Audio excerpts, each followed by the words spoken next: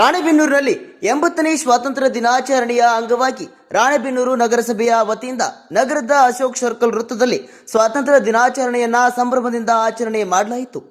ಈ ಕಾರ್ಯಕ್ರಮದಲ್ಲಿ ಶಾಸಕ ಪ್ರಕಾಶ್ ಕೋಳಿವಾಡ್ ಮತ್ತು ಜಿಲ್ಲಾ ನಗರ ಅಭಿವೃದ್ಧಿ ಕೋಶದ ನಿರ್ದೇಶಕರು, ಪೊಲೀಸ್ ಇಲಾಖೆಯ ಸಿಪಿಐ ಮತ್ತು ಪಿಎಸ್ಐ ಸೇರಿದಂತೆ ವಿವಿಧ ಪೊಲೀಸ್ ಸಿಬ್ಬಂದಿಗಳು, ನಗರಸಭೆಯ ಅಧಿಕಾರಿಗಳು ಮತ್ತು ಸಿಬ್ಬಂದಿಯವರು ಭಾಗವಹಿಸಿದರು.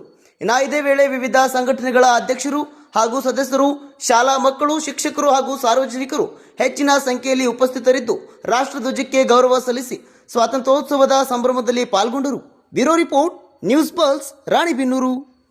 ಶ್ರೀ ಪ್ರಕಾಶ್ ಕೋಳಿವಾಡ ಸನ್ಮಾನ್ಯ ಶಾಸಕರು, ರಾಣೆಬೆನ್ನೂರು ವಿಧಾನಸಭಾ ಕ್ಷೇತ್ರ ಹಾಗೂ ಮಾಜಿ ನಗರಸಭಾ ಅಧ್ಯಕ್ಷರುಗಳೇ, ಉಪಾಧ್ಯಕ್ಷರುಗಳೇ, ಸದಸ್ಯರುಗಳೇ, ಸ್ವಾತಂತ್ರ್ಯ ಹೋರಾಟಗಾರರೇ, ನಗರದ ಗಣ್ಯ ವ್ಯಕ್ತಿಗಳೇ, ಸಂಘ ಸಂಸ್ಥೆ ಮುಖಂಡರೇ, ಯೋಜನಾ ಪ್ರಾಧಿಕಾರದ ಅಧ್ಯಕ್ಷರೇ, ಎಲ್ಲ ಇಲಾಖೆಯ ಅಧಿಕಾರಿ ಮತ್ತು ನೌಕರ ವರ್ಗದವರೇ, ಕನ್ನಡ ಪರ ಸಂಘಟನೆಗಳ ಅಧ್ಯಕ್ಷರು ಹಾಗೂ ಹೋರಾಟಗಾರರೇ, ಪತ್ರಿಕಾ ಮಿತ್ರರೇ ಹಾಗೂ ಮುದ್ದು ಮಕ್ಕಳೇ, ತಮಗೆಲ್ಲರಿಗೂ ಭವ್ಯ ಭಾರತದ 80ನೇ ಸ್ವಾತಂತ್ರ್ಯೋತ್ಸವದ ಶುಭಾಶಯಗಳು. ಇಂದು ಈ ಐತಿಹಾಸಿಕ ಅಶೋಕ ವೃತ್ತದಲ್ಲಿ ಭಾರತಾಂಬೆಯ ಹೆಮ್ಮೆಯ ಮಕ್ಕಳಾಗಿ ನೆರೆದಿರುವ ನಮ್ಮ ರಾಣೆಬೆನ್ನೂರು ನಗರದ ಸಮಸ್ತ ದೇಶಭಕ್ತ ನಾಗರಿಕ ಬಂಧುಗಳೇ, ನಮ್ಮ ಪವಿತ್ರ ಭಾರತ ದೇಶದ 80ನೇ ಸ್ವಾತಂತ್ರ್ಯ ದಿನೋತ್ಸವದ ಈ ಮಹತ್ವದ ಸುದಿನದಂದು ನಿಮಗೆಲ್ಲರಿಗೂ ನಿಮ್ಮೆಲ್ಲರೊಳಗಿರುವ ದೇಶಭಕ್ತಿಯ ಚೇತನಕ್ಕೆ ನನ್ನ ಶಿರಸಾ ವಂದನೆಗಳು ಮತ್ತು ಹೃದಯಪೂರ್ವಕ ಶುಭಾಶಯಗಳು. ಇಂದು ರಾಣೆಬೆನ್ನೂರು ನಗರಸಭೆಯ ವತಿಯಿಂದ ಆಯೋಜಿಸಲಾದ ಈ ಪವಿತ್ರ ಧ್ವಜಾರೋಹಣ ಕಾರ್ಯಕ್ರಮವನ್ನು ನೆರವೇರಿಸುವ ಮಹತ್ತರ ಜವಾಬ್ದಾರಿ ನನ್ನದಾಗಿದೆ. ಹಾವೇರಿ ಜಿಲ್ಲೆಯ ಮಾನ್ಯ ಜಿಲ್ಲಾಧಿಕಾರಿಗಳು ಹಾಗೂ ನಗರಸಭೆಯ ಮಾನ್ಯ ಆಡಳಿತಾಧಿಕಾರಿಗಳು ಅನಿವಾರ್ಯ ಆಡಳಿತಾತ್ಮಕ ಕಾರಣಗಳಿಂದಾಗಿ ಇಂದು ನಮ್ಮೊಂದಿಗೆ ಉಪಸ್ಥಿತರಿರಲು ಸಾಧ್ಯವಾಗಿಲ್ಲ. ಅವರ ಅನುಪಸ್ಥಿತಿಯಲ್ಲಿ ಜಿಲ್ಲಾ ನಗರಾಭಿವೃದ್ಧಿ ಕೋಶದ ಯೋಜನಾ ನಿರ್ದೇಶಕನಾಗಿ ನಿಮ್ಮ ಸಮ್ಮುಖದಲ್ಲಿ ನಮ್ಮ ತ್ರಿವರ್ಣ ಧ್ವಜವನ್ನು ಹಾರಿಸಲು ನಾನು ಅತ್ಯಂತ ಹೆಮ್ಮೆ ಮತ್ತು ಧನ್ಯತೆಯಿಂದ ಅನುಭವಿಸುತ್ತಿದ್ದೇನೆ. ಬಂಧುಗಳೇ, ಈ ವರ್ಷದ ನಮ್ಮ ಸ್ವಾತಂತ್ರ್ಯ ದಿನಾಚರಣೆಗೆ ಒಂದು ಐತಿಹಾಸಿಕ ಮತ್ತು ವಿಶೇಷವಾದ ಹಿನ್ನೆಲೆ ಇದೆ. ನಮ್ಮ ಇಡೀ ದೇಶವನ್ನು ಬಡಿದೆಬ್ಬಿಸಿ ಬ್ರಿಟಿಷರ ವಿರುದ್ಧ ದಂಗೆ ಏಳುವಂತೆ ಮಾಡಿದ ನಮ್ಮ ರಾಷ್ಟ್ರೀಯ ಗೀತೆ ವಂದೇ ಮಾತರಂ ಸೃಷ್ಟಿಯಾಗಿ ಈ ವರ್ಷಕ್ಕೆ 150 ವರ್ಷಗಳು ತುಂಬಿವೆ. 1875ರಲ್ಲಿ ಮಹಾನ್ ಕವಿ ಬಂಕಿಂಚಂದ್ರ ಚಟರ್ಜಿಯವರು ರಚಿಸಿದ ಈ ಗೀತೆ ನಂತರ ಅವರ ಆನಂದಮಠ ಕಾದಂಬರಿಯ ಮೂಲಕ ಇಡೀ ದೇಶದ ಸ್ವಾತಂತ್ರ್ಯ ಹೋರಾಟಗಾರರ ಮಂತ್ರವಾಯಿತು. 1896ರ ಕಾಂಗ್ರೆಸ್ ಅಧಿವೇಶನದಲ್ಲಿ ಗುರುದೇವ ರವೀಂದ್ರನಾಥ ಟ್ಯಾಗೋರ್ ಅವರು ಈ ಗೀತೆಯನ್ನು ಮೊದಲ ಬಾರಿಗೆ ಆಡಿದರು. ಬ್ರಿಟಿಷರು ಈ ಗೀತೆಯನ್ನು ನಿಷೇಧಿಸಿದಾಗ ನಮ್ಮ ಹೋರಾಟಗಾರರು ಬ್ರಿಟಿಷರ ಲಾಠಿ ಮತ್ತು ಗುಂಡುಗಳಿಗೆ ಎದೆಯೊಡ್ಡಿ ಒಂದೇ ಮಾತರಂ ಎಂದು ಗರ್ಜಿಸಿದರು.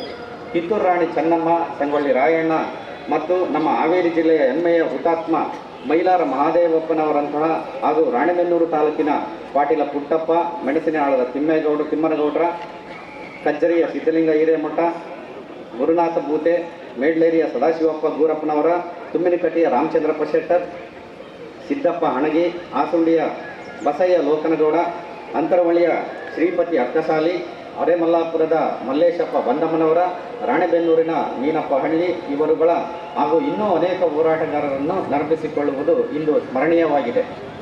ಈ ವೀರರ ತ್ಯಾಗದಿಂದ ಪಾವನವಾದ ಈ ಭೂಮಿಯಲ್ಲಿ ಒಂದೇ ಮಾತರಂ ಎಂಬುದು ಕೇವಲ ಹಾಡಲ್ಲ, ಅದು ಈ ದೇಶದ ಆತ್ಮವಾಗಿದೆ. ಈ 80ನೇ ಸ್ವಾತಂತ್ರ್ಯ ದಿನದಂದು ದೆಹಲಿಯ ಕೆಂಪುಕೋಟೆಯ ಮೇಲೆ ಪ್ರಧಾನಮಂತ್ರಿಯವರು ಧ್ವಜಾರೋಹಣ ಮಾಡುವ ಮುನ್ನ ಇತಿಹಾಸದಲ್ಲೇ ಮೊದಲ ಬಾರಿಗೆ ಒಂದೇ ಮಾತರಂ ಗೀತೆಯ ಸಂಪೂರ್ಣ 6 ಚರಣಗಳನ್ನು ಅಧಿಕೃತವಾಗಿ ಹಾಡಲಾಗುತ್ತದೆ. ಇನ್ನು ಮುಂದೆ ಎಲ್ಲ ಸರ್ಕಾರಿ ಕಾರ್ಯಕ್ರಮಗಳು ಮತ್ತು ಸಾರ್ವಜನಿಕ ಧ್ವಜಾರೋಹಣಗಳಲ್ಲಿ ರಾಷ್ಟ್ರಗೀತೆ, ಜನಗಣಮನ ಹಾಡುವ ಮುನ್ನ ಒಂದೇ ಮಾತರಂ ಗೀತೆಯನ್ನು ಹಾಡಬೇಕು ಮತ್ತು ಗೀತೆಯನ್ನು ಗೌರವಿಸಲು ಸಭಿಕರೆಲ್ಲರೂ ಕಡ್ಡಾಯವಾಗಿ ಎದ್ದು ನಿಂತು ಗೌರವ ಸೂಚಿಸಬೇಕು. ಅತ್ಯಂತ ಪ್ರಮುಖವಾಗಿ ಒಂದೇ ಮಾತರಂ ಗೀತೆಗೆ ರಾಷ್ಟ್ರಗೀತೆಗೆ ಸಮಾನವಾದ ಸಂವಿಧಾನಿಕ ಸ್ಥಾನಮಾನ ನೀಡಲಾಗಿರುತ್ತದೆ. ನಗರದ ಸೇವೆ, ದೇಶ ಸೇವೆ, ರಾಷ್ಟ್ರದ ಈ ಶಿಸ್ತು ಮತ್ತು ಗೌರವ ನಮ್ಮ ನಗರದ ಅಭಿವೃದ್ಧಿಯಲ್ಲಿ ಪ್ರತಿಫಲಿಸಬೇಕು. ಒಬ್ಬ ಯೋಜನಾ ನಿರ್ದೇಶಕನಾಗಿ ನಾನು ನಂಬುವುದು ಏನೆಂದರೆ, ಸುಸಜ್ಜಿತ ಮತ್ತು ಸ್ವಚ್ಛ ನಗರಗಳೇ ದೇಶದ ನಿಜವಾದ ಶಕ್ತಿ.